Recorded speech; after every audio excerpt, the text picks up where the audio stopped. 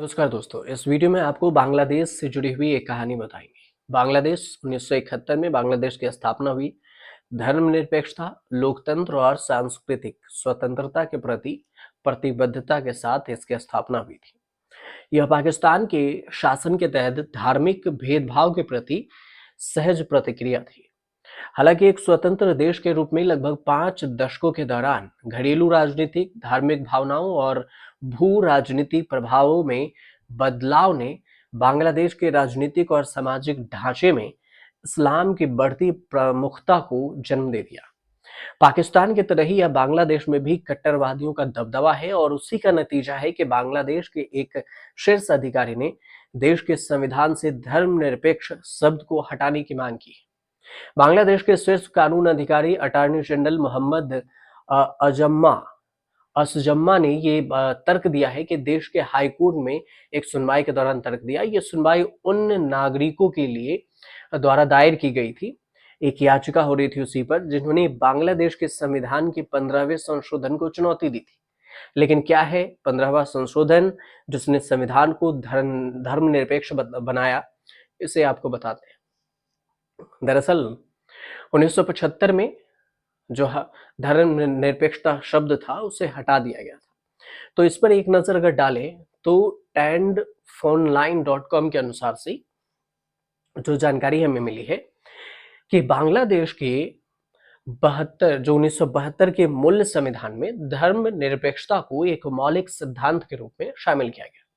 ये राष्ट्रवाद, समाजवाद, लोकतंत्र के साथ राज्य के 4 मौलिक सिद्धांतों में से एक था। हालांकि 1975 में जनरल जियाउर रहमान के सैन्य तख्तापलट के बाद संविधान से धर्मनिरपेक्षता को हटा दिया गया। यह बांग्लादेश के संस्थापक पिता शेख मुजीबुर रहमान की हत्या के बाद हुआ था। 1988 में 8वें संशोधन के माध्यम से इस्लाम को बांग्लादेश का आधिकारिक धर्म घोषित किया गया। लेकिन 2005 में सुप्रीम कोर्ट ने संविधान के धर्मनिरपेक्षता को हटाने का जो बात था वो उसे अवैध करार दिया। उस फैसले को अपीलीय प्रभाव द्वारा बरकरार रख दिया गया। 2011 में मुजीबुर रहमान की बेटी शेख हसीना ने जो अवामी लीग सरकार के 15वें संशोधन पारित किए। इस प्रकार अवामी लीग सरकार ने राज्य के 4 मूलभूत सिद्धांतों में से एक के रूप में धर्मनिरपेक्षता को बहाल रखा। जो धर्मनिरपेक्षता हमारे भारत के भी संविधान में है।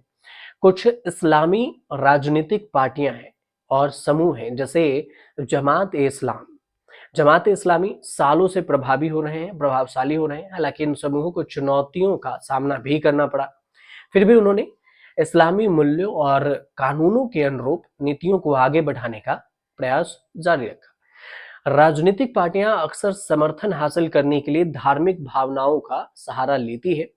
ये भारत में भी है और इस्लाम बांग्लादेश की संस्कृति और सामाजिक संरचना का एक महत्वपूर्ण हिस्सा भी है।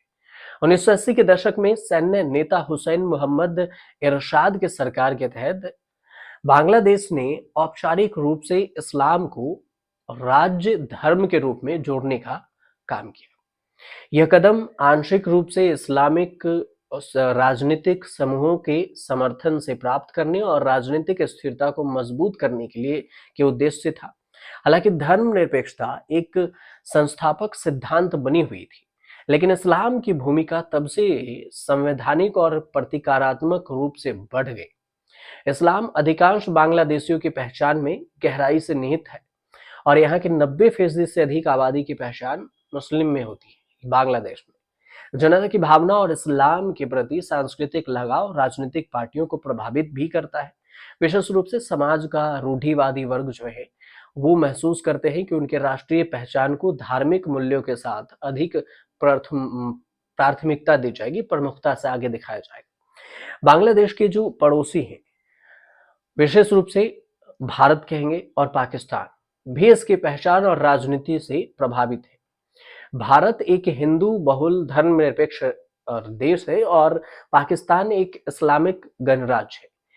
इसलिए कुछ बांग्लादेशी नेता और समूह इसके इस्लामी पहचान को अपनाने के क्षेत्र में बांग्लादेश की स्थिति को अलग करने और इस्लामी दुनिया के साथ अधिक अलाइन करने के तरीके के रूप में देखते हैं।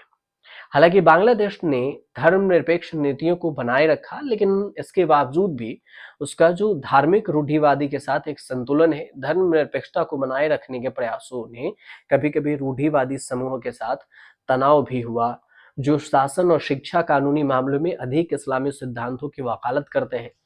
इसका परिणाम ये निकला कि कुछ नेता धार्मिक असंतोष को रोकने के लिए अधिक इस्लामी पहचान का समर्थन करते रहे और कर सकते हैं।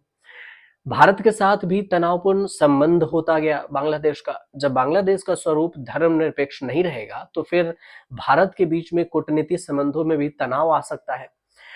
इस्लामिक अगर देश बनता है बांग्लादेश, तो उसका असर जो है भारत को लेकर क्या होगा वो बताते हैं आपको कि बांग्लादेश का भारत से किस तरह से अनबन हो सकती है।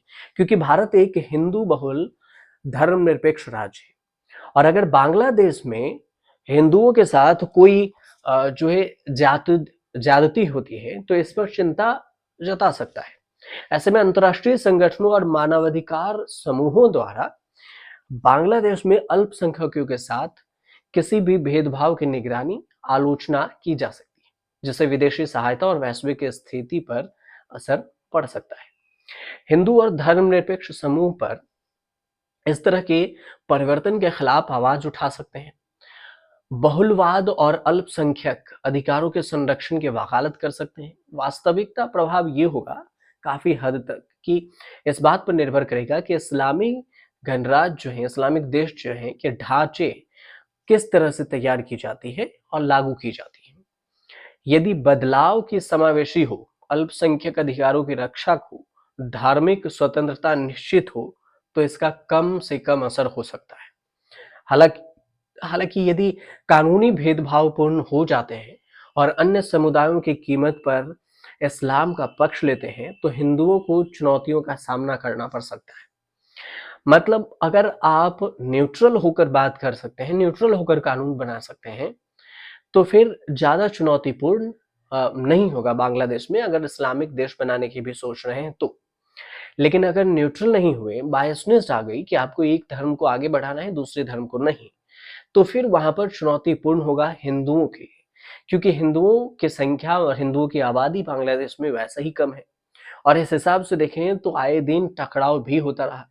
हाल ही में जब शेख हसीना की वहां से छुट्टी की गई थी, तो जब शेख हसीना भाग कर आई थी, तब भी कई सारी ऐसी घटनाएं देखने को मिली जो बांग्लादेश में हिंदुओं पर अत्याचार की बात हुई। और उसके बाद वहां से शेख हसीना अभी तक अपने देश अपने वतन लौट नहीं सकी। ये और बात बांग्लादेश को याद रखना चाहिए कि अगर भारत से पंगा लेता है या फिर भारत की बात नहीं मानता है, भारत से सहमति नहीं बनती है, तो यही भारत है कि बांग्लादेश को देश बनाया था, पाकिस्तान से अलग कराया था 1971 में। इंदिरा गांधी की तब सरकार थी और इंदिरा गांधी प्रधानमंत्री थी। बावजूद इसके भारत कई बार अपनी दोस्ती को बांग्लादेश के साथ निभाता रहा है। इसके बावजूद भी अगर भारत से सहमति नहीं बनती है कुछ चीजों को लेकर, तो बांग्लादेश के लिए आने वाले वक्त में भी मुश्किलों का सामना करना पड़ेगा। जैसे अभी वहां पर बिजली के लिए भी कहा जा रहा है कि बिजली देने के लिए भी बांग्लादेश के पास पैसे नहीं है। तो ये भी बात सबसे ज्यादा मायने रखेगी कि आखिर बांग्लादेश किस हिसाब से अपने रणनीति को आगे के भविष्य के लिए तय करता है। फिलहाल आपको जानकारी अच्छी लगी तो चैनल को सब्सक्राइब कर लीजिएगा और शेयर भी कीजिएगा, कमेंट भी कीजिएगा।